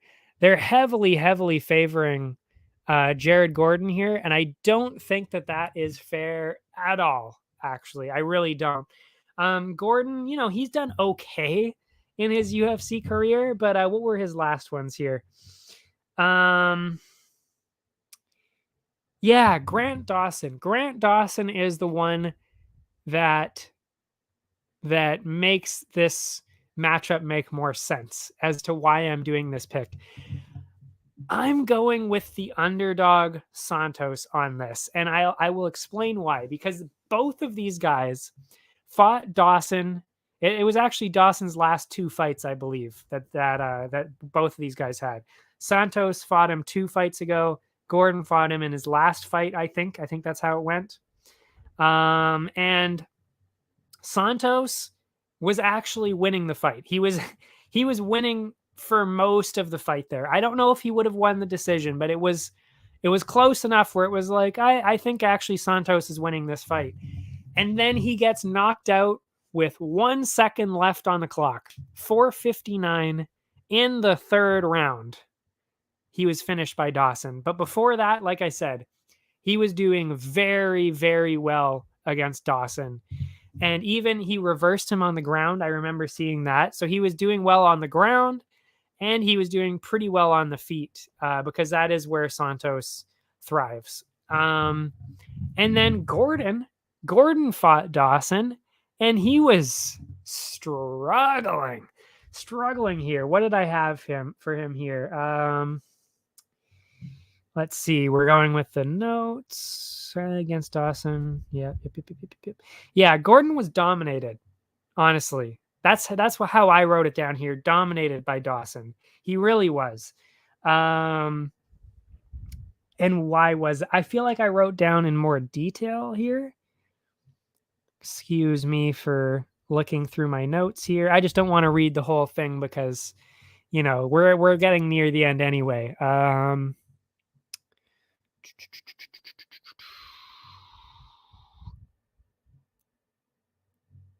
No, I actually didn't write. I'm just trying to think back to what my notes said, because I did watch this last night making my picks, so it is fresh in my mind. I do remember Gordon having some problems on the feet, but it was more so on the ground that he was really struggling. Whereas Santos, like I said, I honestly thought he was winning this fight against Dawson. But the real thing that makes a huge difference here is Clay Guida. Santos absolutely destroyed Clay Guida for the first 2 minutes of their fight, to the point where I think any reasonable ref would have stopped the fight. But for some reason, Keith Peterson did not want to stop this one at all. He was giving Clay Guida every single benefit of the doubt, to the point where, I'm not even kidding, I forget the exact number, but it was literally almost, I think it was about 60 or 70 unanswered shots. It actually might have even been more, to the point where it was 80, maybe even over 100. It was dozens of unanswered shots Guida was taking from Santos. So that already tells you, Guida is a tough guy. He is insanely tough and insanely skilled, cardio for days, super tough guy. And Santos absolutely destroyed him. But then, because he tired himself out trying to knock him out, he ended up getting submitted by Guida in the second round. But again, that was really, honestly, and the commentators were saying the same thing. Most refs would have stopped the fight. So, most refs, if you had any other ref, you'd be looking at Santos coming into this fight with a win over Clay Guida. And the odds would probably look very different. But Gordon, he's got a record of, what was it? I had it right here. 6-4. 6-4 in the UFC, which sounds good, but all of his wins are over people that I had never even seen before. Like, people that I had never even really heard for. One of them I think I had heard of, but the other 5, it was like, I don't really even know who these people are. So they're clearly not great. And then all of his losses have come to the recognizable names on the list: Diego Ferreira, Charles Oliveira, and Grant Dawson in the last one. So, he's never really beaten anybody that had any kind of name. Plus, kind of dominated by Dawson. Plus, Santos, he kind of dominated Dawson for the most part, and he basically finished Clay Guida. And before that, he hadn't lost in the UFC. So his only 2 losses were in those last 2. So, there's just so much more going in the direction of Santos. The only reason that he is the big underdog in this is because of, the record. The way the record looks, it doesn't look good. But also, he's 42. And I know he's 42. It sounds bad. And I agree. It sounds bad. 42 is not good. I don't think he's going to last much longer. This could even be his last fight. But he looks like the much better pick in this specific matchup, because Jared Gordon has not done anything even remotely impressive recently at all. And he, like I said, really, really struggled with Dawson, and Santos didn't. So to me, I think the pick is pretty clear. I'm going Santos by decision. Could be his last fight for sure. You could definitely see that. Again, he's 42, but I think he's going out with a win here in this one. So the odds -286 for Gordon. Crazy. Plus 225 for Santos. I'm going on that all day. I'm writing it in the article. I hope that some people, you don't have to put a crazy amount of money on it. I'm not saying $100 or anything, but seriously, this is for sure the best looking underdog of the night, at least to that extent. I mean, we had another underdog earlier that I mentioned. Oh yeah, Aldo, of course. That's the best looking underdog of the night. But this guy, like plus 225, that's crazy. Like that is crazy to say against somebody that basically knocked out Clay Guida and almost beat Grant Dawson, but was knocked out with 1 second left on the clock. So I don't know. That's what I'm thinking here. The over-under on this one, obviously favoring the decision, -141 for over 2.5. I think that's clearly the way to go too. Neither one of these guys really gets any kind of finishes. I mean, Santos could grab a finish, to be honest. He really could. But I think, more likely that this is going to be a decision. Actually, really, the more I think about it, it really could be a finish for Santos here. He could get a KO. Because, I mean, like I said, he did basically KO Clay Guida there. But anyway, I do think this is going to be a decision. -141. That's the way I'm going with it. And that's it. We will quickly look at the parlays and then we will call it a night and see what happens with the card. Let's see. Albazi -455. Put that in every part, put that in the parlays for sure. Miranda Maverick, I didn't talk about her, but she's going against Shauna Young. She's -625 as the favorite, Miranda Maverick. I'm going that way for sure. So yeah, I'm going with that in the parlays. I don't know about Woodson in most of the parlays. I'd put him in the bigger one for sure, because I usually give everybody 2 parlays that I like based on the looks and the odds. So that one would be that one would probably be in the bigger one, the Woodson one, because his length is a problem, but he's not really the quickest guy. So you could definitely see Woodson lose here. And then who else do we have here? Not Tyson Pedro. I said that already. -770 Tyson Pedro. I do think he's going to win, but -700 against Hunsucker, who blitzes people. Excuse me. It's not worth it. It's not worth it. And then Romanov, maybe that would again be on the bigger parlay, -435. Costa, locking that up all day on the parlays, -371. And then Usman, -385, putting that in there too. So that would be, for the main parlay, that is Usman, Costa, oopsie, clicked the wrong button.